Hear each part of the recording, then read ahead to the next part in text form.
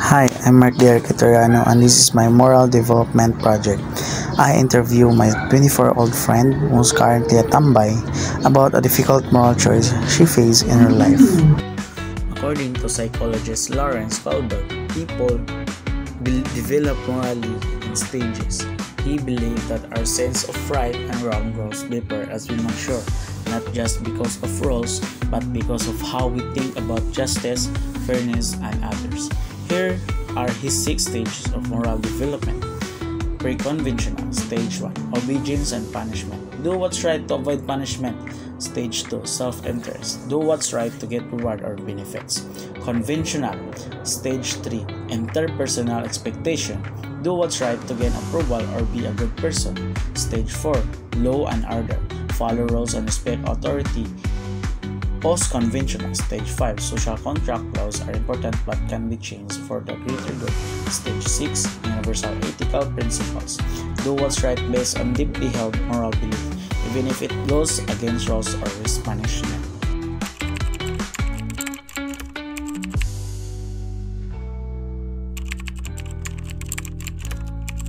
Hello, ako day si Griffel Tagobasi from Kisulon.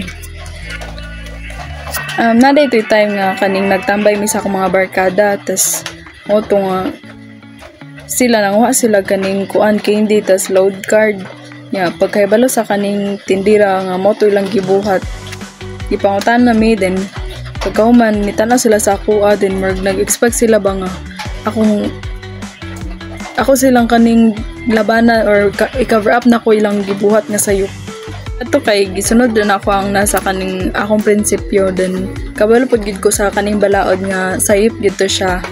Then kung naghilumbra ko or ako'y gibuhat nga sakto, murag ginormalize na lang po na ako ang kaning pagpanghilabot bitaw.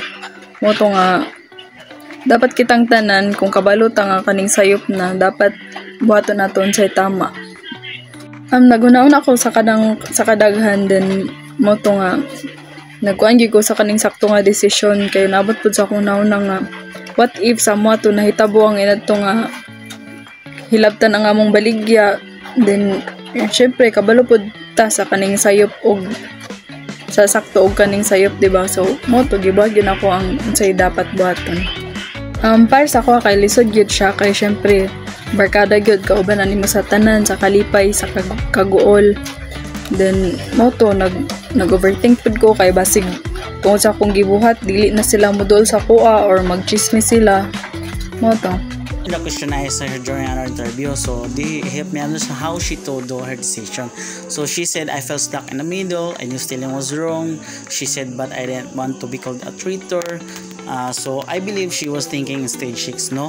So universal ethical principle, she chose what she believed was moral right, even though it meant risking friendship. So no, moral choice can happen anywhere. So not just about rules, about values and courage.